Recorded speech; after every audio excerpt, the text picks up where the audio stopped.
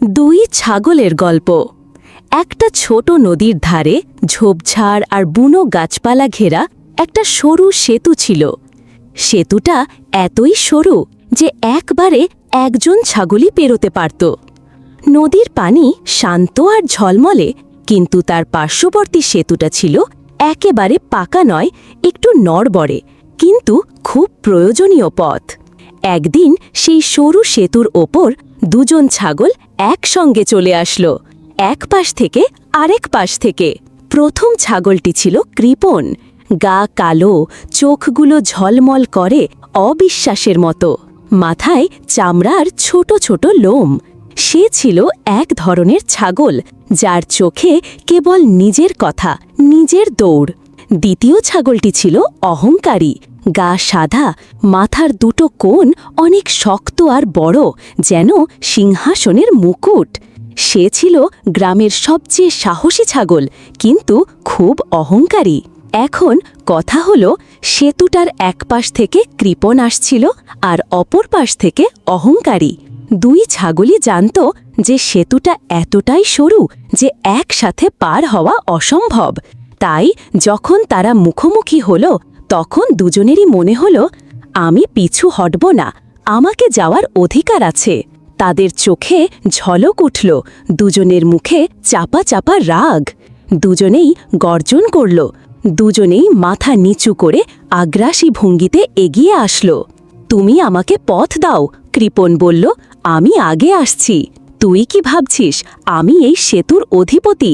অহংকারী বলল, আমার তো বড় বড় শিং আছে, আমি তোর মতো ছাগল নই। সেতুটি ছিল তেমন ভয়ঙ্কর নয়, কিন্তু সেতুর দুই ধারে ছিল ঝরঝরে পানি। সেতু থেকে পড়লে পানির তলায় যাওয়ার সম্ভাবনা ছিল, কিন্তু দুজনেই নিজে অহংকারের চাপে সেটা ভেবে দেখল না। তাদের মাথার কোণগুলো ধাক্কা মারতে শুরু করল, গর্জনের আওয়াজ বনে গুড়িয়ে গেল পুরো জঙ্গল।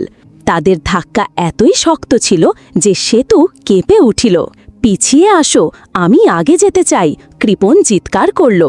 না, আমি আগে যাব, তুমি চলে যা, অহংকারী উত্তরে বলল।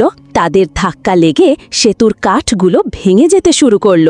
হঠাৎ একবার তারা এতই জোরে ধাক্কা দিল যে কাঠের একটা বড় অংশ ভেঙে নদীর পানিতে পড়ে গেল। দুই ছাগলই ভারসাম্য হারিয়ে সেতুর ওপর থেকে নিচে পড়তে থাকল। পানির নিচে ঝাঁপিয়ে পড়ার সময় তারা বুঝতে পারল তাদের অহংকারই তাদের ধ্বংসের কারণ। পানির নিচে ঠান্ডা জল ঢুকছে, ঠাসা ঠাসা গিলছে তাদের শ্বাস। দুই ছাগল তখনই বুঝতে পারল, আমাদের মধ্যে লড়াই কোনো লাভ দেয় না, বরং আমরা উভয়েই বিপদে পড়ছি। হঠাৎ তাদের একসাথে তাড়াতাড়ি সেতুর ধারে উঠতে হলো। কৃপণ প্রথমে জল থেকে উঠল, তার গায়ে পানি পড়ছিল আর দম বন্ধ হয়ে আসছিল। অহংকারীও মাটিতে উঠে চিৎকার করল, আমরা যে এত মোটা মোটা গর্জন করছি তা আসলে আমাদের জন্য ক্ষতি করছে। দুজন ছাগল তখন একে অপরের দিকে তাকিয়ে ক্ষমার জন্য হাত বাড়ালো না, কিন্তু তাদের চোখে লজ্জার ছাপ ছিল। আজ থেকে আমি তোমাকে সম্মান দেব, আর এই সরু সেতুতে আমরা একসাথে পার হব, কৃপণ বলল। আমাদের অহংকারেই এই সেতুটি নষ্ট হয়ে গেল, আমাদের জীবনের ঝুঁকি হল। অহংকারীও মাথা নিচু করে সম্মতি দিল। তারা দুই ছাগল আর কখনো একে অপরের সঙ্গে অহংকার করে লড়াই করল না। এই গল্প আমাদের শেখায়, অহংকার মানুষের ডেকে আনে।